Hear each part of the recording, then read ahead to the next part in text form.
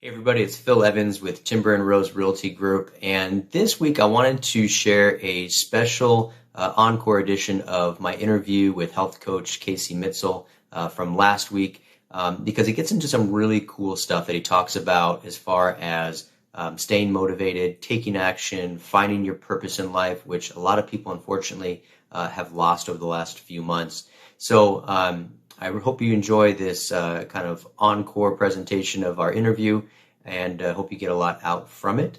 And he's going to jump right into it, so get ready. And thanks so much for watching. And then the last thing would be just taking action on those three steps. Taking action, get into momentum. The 15-second rule, the 5-second rule, whatever you like to do. I'm going to do this today. 5, 4, 3, 2, 1. Go do it, and start getting into action. That's going to create the momentum. Cool. And just out of curiosity, what is the 15-second rule and the 5-second rule for anybody that wants to implement that? Is there a quick explanation of that's those? You have that little bit of so we call it, there's a couple of different things. We call it when we go towards something that we decided that we didn't want to choose, or something that's going to take us further away from our goal. Now we call it stop, challenge, and choose in our support materials when we do our health coaching. But what that is like, okay, I can eat this thing. I'm going to stop. Is this something that's going to help me get closer to my goal or further away? So I'm going to stop. I'm going to challenge it. And if I can challenge it for a second and move it to the cognitive thinking rather than just my reptilian brain that says attack that hamburger, right? If I can think about it for a minute, and then now I can say, now I can make the choice. And there's going to be many occasions where I choose to have that cheeseburger, but I made the conscious decision. It wasn't just the burger wasn't controlling me. I was controlling that decision. And that puts you into power into your mind that way. The other thing would be the 5-second rule would literally be like, you have that moment whenever you say, you know what, I should go upstairs and I should go print off that document I've been meaning to print off.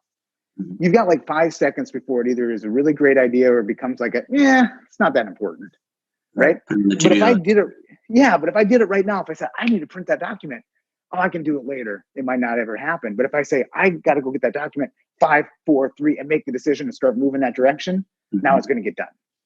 So that's the take action part of it. That's perfect. That's a great way for us to start taking action, because it's easy to say take action, but without maybe that, I guess you might even call it a game in some ways, to say like, okay, I'm going to give myself 5 seconds to do it or not. I think that's great. So, well, you said a 3-year-old and a 1-year-old. So have you used the timer trick yet, where you're like going, hey, can you go get your jammies on? Like I'm gonna count. I'm gonna do the timer thing, right? Have you ever done that? Yeah. Okay, start counting. Too much. And they get all excited. They get it done just because there's a little bit of pressure put on there. Yeah. Right. Exactly. Yeah. No, I think that's great. That's a perfect idea, that we kind of don't keep ourselves accountable enough to that kind of stuff, but yet we hold our kids accountable, and we really should be parenting and teaching through example. And so we need to start holding ourselves accountable and making ourselves take action and being grateful and having a plan and finding out a big why.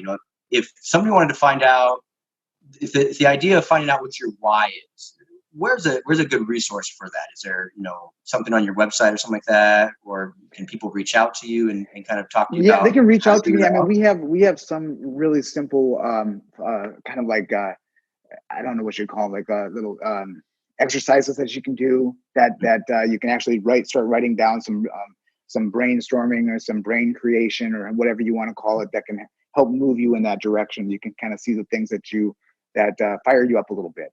But yeah, I would say, send them to me. I'll send you a document. I'll send you a file that you can go through and jot off a couple of things and see what pops into your mind as you're doing it. Because it's more of just doing the exercise that creates the kind of the brain movement that allows you to think about those things.